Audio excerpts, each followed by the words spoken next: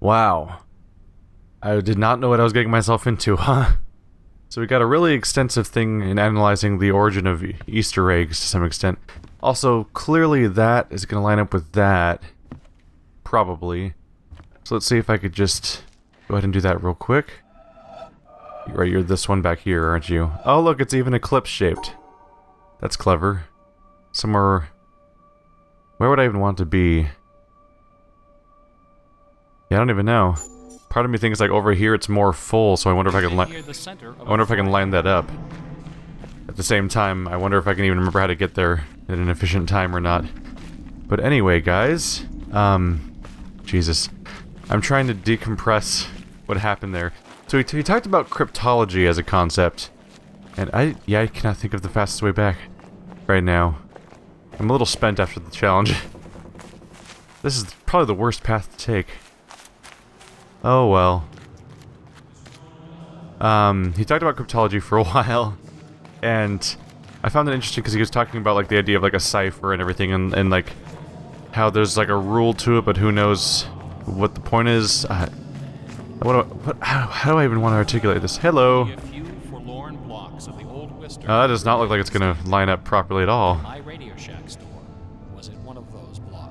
I thought that's a full circle, so that I thought I would line that up. You can hear it echoing. That's a freaky mechanic. Like maybe if you brought it all the way over here, you might be able to line it up. I don't know. Maybe the eclipse at the end, but I'm not entirely sure. It doesn't seem like something that would be clickable. But like I think of the parallels in this game of the fact like there's these pillars everywhere that show you the lines that you're supposed to draw in the environment. That are all the hidden Easter eggs, and how like this game probably has something in the ballpark of 100 Easter eggs built into it as far as the environmental puzzles go, and they don't necessarily have a purpose, and they're not necessarily... Each Easter egg doesn't necessarily make the game good, but hiding them, I think, involves some level of artistic intent. I don't know, it's hard to articulate where I'm even trying to go with this one, honestly. Nothing's quite difficult like trying to take a like what 40 or 50 minute lecture and try to decompress it. Was it just me, or did he, or when you guys were listening to the lecture, when he suddenly mentioned game design again, like 40 minutes in, were you totally caught off guard because you forgot that this would even started out being a game developers conference lecture after 30 minutes of like talking about like cryptography and this is probably the worst path to take. Like cryptography and the Shakespeare conspiracy and everything like that. I actually learned a few things. I didn't know that an adventure had Easter eggs. I didn't know quite how extensive the Shakespeare myth goes. That does not at all correlate to what I thought it did. Maybe up here almost. I don't know. The fact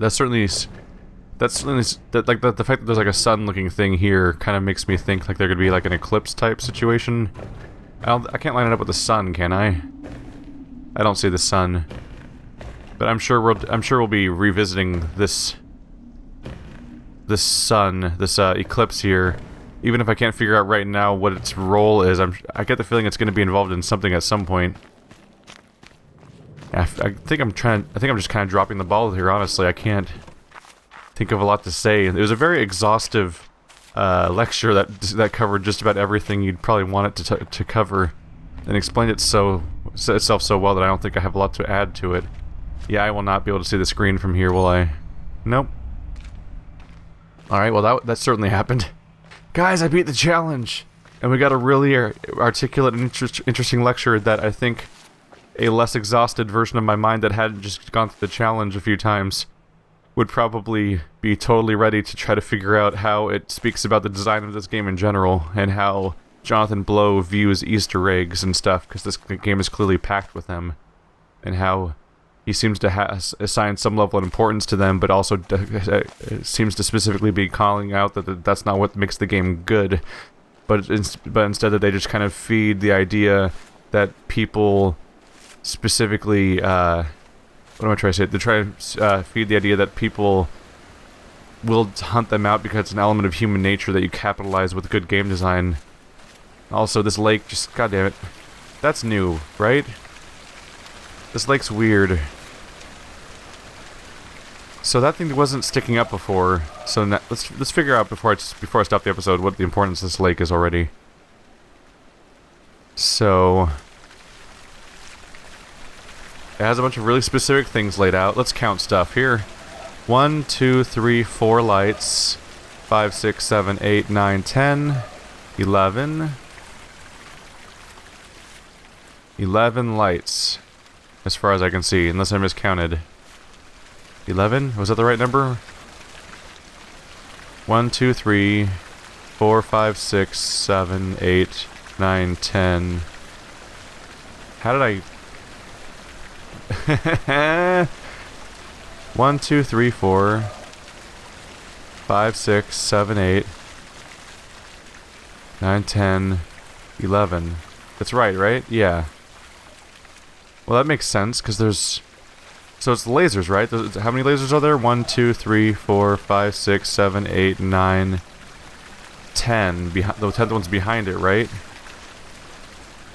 And the 11th one... This one's held up by a statue. This one's being held up by a statue. There's a similar silhouette over there of a statue sticking out the side of the mountain. So that must be the mountain right there. That's why it's blinking.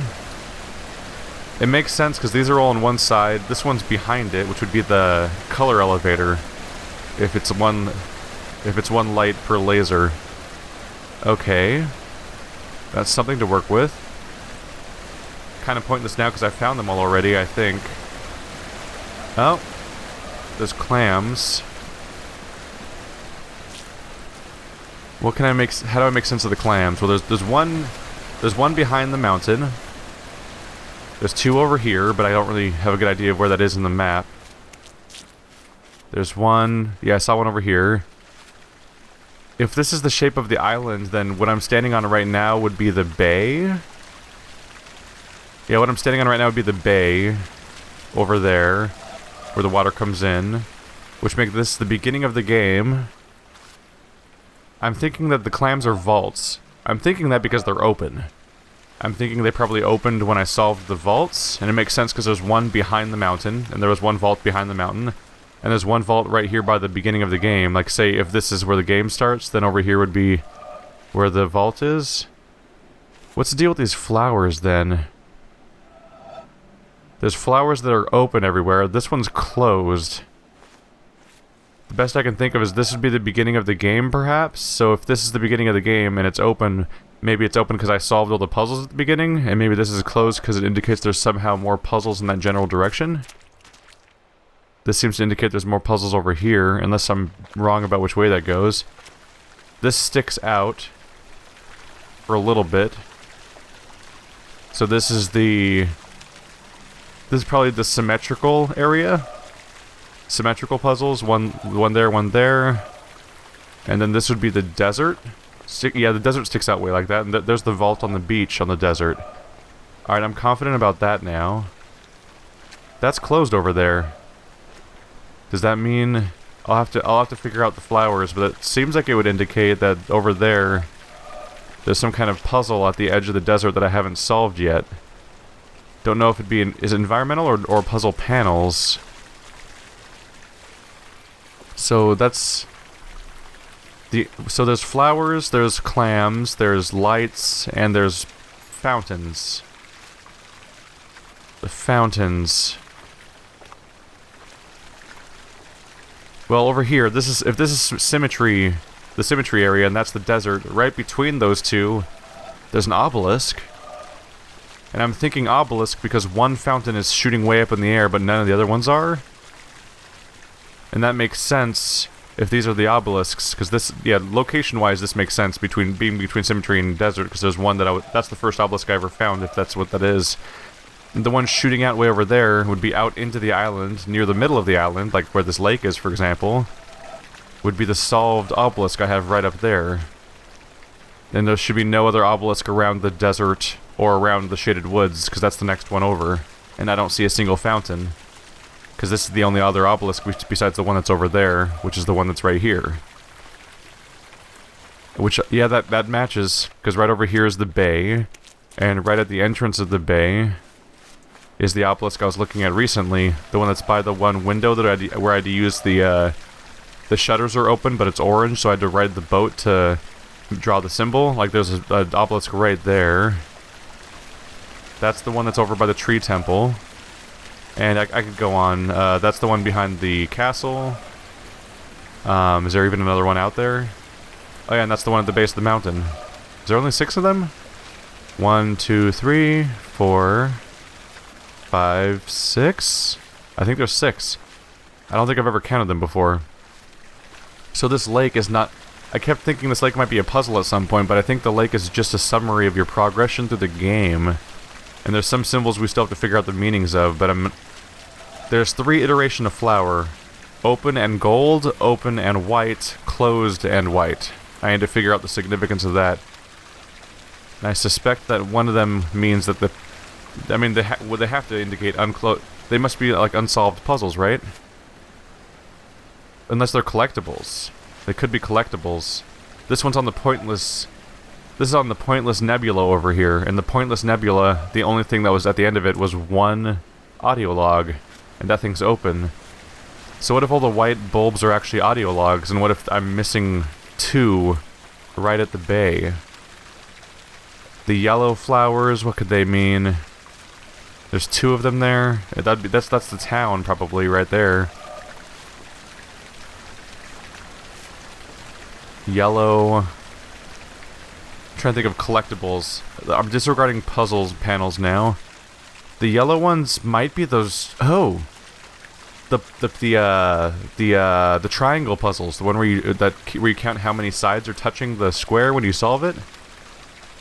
Yeah, there's 2 of those in town, aren't there? There's one on top of a wall somewhere. I think there's 2 of them in town. The fact that they're opening yellow... Yeah, because the color indicates the yellow is the same yellow as the pyramid, the triangles that are in the puzzles themselves, the ones that were giving me some trouble in the challenge also. In the Mountain King challenge. Are there any yellow ones that are still closed? There's a lot of... Oh yeah, this also makes sense because this is under the mountain. The mountain had like... the mountain had a ton of audio logs in it, so the fact that there's so many of them here is promising. Also, there's 2 closed ones. This is good because it'll help me indicate, if I'm correct about the audio logs in particular, it can help me indicate whether or not there's more to find. This one's off behind the mountain? What the hell? If I'm correct about this, this will be good because it'll help me indicate which ones are still left to be solved without me having to like look up any sort of guide. That'd be a very difficult like a minefield to try to navigate. Trying to look through a guide in order to figure out if there the hint of whether any are left or not. There's an unsolved one over here. There's a bunch over here by the shallow water here. Oh yeah. Oh, here's your extra hint. That's the shipwreck. And there's the audio log about the shipwreck, about the guy that. And there's the ship. There's the vault for the shipwreck. Yeah, that was the story about the guy who, through neglect, risks people's lives. So this would be the castle. 2 audio logs either at the castle or the trees, or this is probably the trees over here, and that's probably the swamps. There's still audio logs left in the swamps, if that's even the right thing. One of the best indicators I can find is that at the entrance of the bamboo area, or if not the bamboo area, but the sound forest, the Tweety forest, or whatever you want to call it, there was 2 audio logs there. So let's see if I can find... Oh, I see it. I see it. Right here. There's the bay right here. It's like, this is the bay. This is the Pointless Peninsula with the 1 audio log about God or something. And here's the entrance to the forest where there's 2... And yeah, there's the... That cinches it then. This is the obelisk right here. The one that's by the tree temple. And the entrance to the forest has 2 audio logs right on each side of the walkway in plain sight to make sure you absolutely see them. And I think they're grouped like that so you can actually deduce right here what that means by having 2 together. Wow. I've missed a lot of audio logs. I'm gonna have to. Oh, but I can. If I get up high somewhere, I can superimpose an image of this lake, and find coordinates of the audio logs, and then try to superimpose that over the top-down view of the actual island itself. And then the question at that point is going to be whether the audio logs are above or below ground. But I have something to work with now. Let's use this evidence I have right now to try to find something. So over here, that's the elevator puzzle. So and that's the opening to the forest. This should be the shoreline right here, where it curves. Let's look for an endpoint of the shoreline and see if I can find an audio log. So here's the Pointless Peninsula. If I'm correct about the audio logs, there should be a point where the shoreline almost makes like a 90-degree turn or something. Is this it, actually? And then there should be an audio log right around here that I've never seen before. There we go. One day I happened to be occupied with the subject of generation of waves by wind. I took down the standard treatise on hydrodynamics, and under that heading I read, if the external forces P prime sub yy, P prime sub xy be given multiples of e to the ikx plus at, where k and a are prescribed, the equations in question determine a and c, and thence, by 9, the value of eta. And so on for 2 pages. At the end, it is made clear that a wind of less than half a mile an hour will leave the surface unruffled. At a mile an hour, the surface is covered with minute corrugations due to capillary waves which decay immediately if the disturbing cause ceases. At 2 miles an hour, the gravity waves appear. As the author modestly concludes, our theoretical investigations give considerable insight into the incipient stages of wave formation.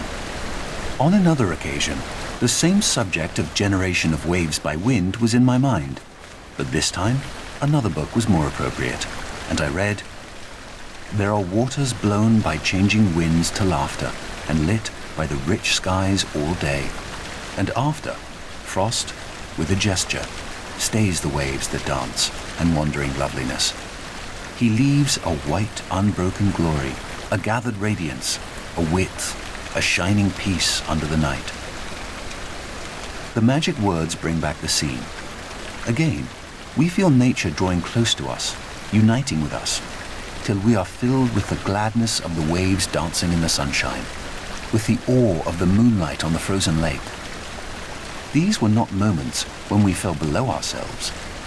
We did not look back on them and say, "It was disgraceful for a man with 6 sober senses and a scientific understanding to let himself be deluded in that way. I will take Lamb's hydrodynamics with me next time." It is good that there should be such moments for us. Life would be stunted and narrow if we could feel no significance in the world around us beyond that which can be weighed and measured with the tools of the physicist or described by the metrical symbols of the mathematician. Of course, it was an illusion. We can easily expose the rather clumsy trick that was played on us. Ethereal vibrations of various wavelengths, reflected at different angles from the disturbed interface between air and water, reached our eyes, and by photoelectric action caused appropriate stimuli to travel along the optic nerves to a brain center. Here, the mind set to work to weave an impression out of the stimuli. The incoming material was somewhat meager, but the mind is a great storehouse of associations that could be used to clothe the skeleton. Having woven an impression, the mind surveyed all that it had made and decided that it was very good. The critical faculty was lulled. We ceased to analyze and were conscious only of the impression as a whole. The warmth of the air, the scent of the grass, the gentle stir of the breeze, combined with the visual scene in one transcendent impression, around us and within us. Associations emerging from their storehouse grew bolder. Perhaps we recalled the phrase, rippling laughter. Waves, ripples, laughter, gladness. The ideas jostled one another. Quite illogically, we were glad. Though what there can possibly be to be glad about in a set of ethereal vibrations no sensible person can explain. A mood of quiet joy suffused the whole impression. The gladness in ourselves was in nature, in the waves, everywhere. That's how it was. It was an illusion. Then why toy with it longer? These airy fancies which the mind, when we do not keep it severely in order, projects into the external world should be of no concern to the earnest seeker after truth. Get back to the solid substance of things, to the material of the water moving under the pressure of the wind and the force of gravitation, in obedience to the laws of hydrodynamics.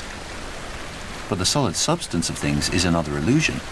It too is a fancy projected by the mind into the external world. We have chased the solid substance from the continuous liquid to the atom, from the atom to the electron, and there we have lost it. But at least it will be said, we have reached something real at the end of the chase, the protons and electrons. Or, if the new quantum theory condemns these images as too concrete and leaves us with no coherent images at all, at least we have symbolic coordinates and momenta and Hamiltonian functions, devoting themselves with single-minded purpose to ensuring that QP minus PQ shall be equal to IH over 2 pi. I have tried to show that by following this course we reach a cyclic scheme which, from its very nature, can only be a partial expression of our environment. It is not reality, but the skeleton of reality. Actuality has been lost in the exigencies of the chase.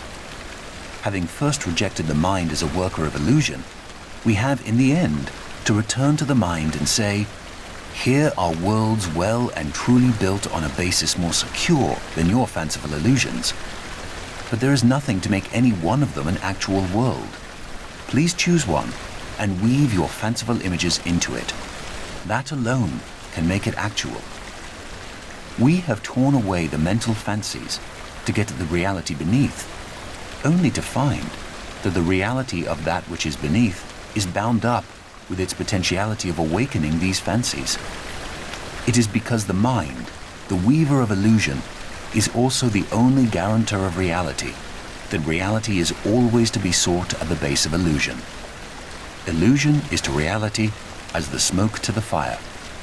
I will not urge that hoary untruth, there is no smoke without fire, but it is reasonable to inquire whether, in the mystical illusions of man, there is not a reflection of an underlying reality. Arthur Eddington, 1927. In some way, he actually briefly revisited the earlier topic that was discussed about how we don't really fully experience reality or time, we just experience what our senses tell us. But then he also took it to the extra extreme of like we followed our senses and researched them to such extents that we've found that we continually have more and more uncertainties the closer we get until the point where our only way of expressing reality is through math, and that's the only level of specificity that we can rely upon. But by its very nature, an equation cannot summarize all of existence, because once you get down to the part that once you reduce things to only what is known absolutely, you lose most of everything along the way. But hey, we just did science, you guys. I made observations, I set up a hypothesis about what was going on here, then I tested my hypothesis by using this as a map to go to the specific location. I found an audio log that I would have never seen hidden behind a rock in such an obscure location, and then we came back and this was bloomed instead of closed. So now we know what all these closed buds mean. I don't know if I'm right about the yellow ones. I briefly got my confidence shaken when I saw that some of the audio logs are white and some of them are yellow. I didn't really know why, but maybe the yellow ones are just more hidden or something. Because obviously this bud was never yellow, so the yellow buds don't seem to indicate yellow audio logs or golden audio logs. So I do think that all of these flowers are all plants basically, and I think that the yellow ones are specifically supposed to be locations of the pyramids.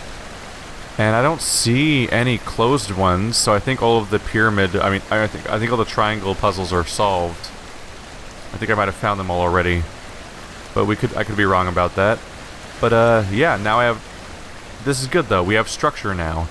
Because I was getting worried. The lasers were the structure at first, and then the mountain, and then the caves, and now, after that, I was like, how do I guide myself from here on out? I technically know the locations of the pillars, so that's one piece of structure, but now I have an overview map that not only puts in context all of the structures there, all of the pillars, but also gives me an additional type of collectible to hunt. So now while I'm hunting for the Easter eggs and so on, that'll probably be, and collectibles that'll probably be the remainder of this Let's Play, I have an actual place to look at that is sort of the table of contents of where to continue to look for them, as long as my hypothesis stands true. And we'll see. Maybe there will be a pocket of hidden puzzles hidden there somewhere that I'll find along the way. I'll be happy to see that, because I would like to solve more puzzle panels too, but who knows if there's actually any more left. One thing I suspect is that there's probably going to be an audio log. One of those audio logs will probably be hidden in the chamber with said puzzles to incentivize me to find them in the first place. So while I'm hunting for the audio logs, if there's any remaining puzzles, there's a decent chance that that'll be how I find them. Either way, this is helpful. I have a progress meter to look at to figure out how much is left in the game, because otherwise all I have is a number.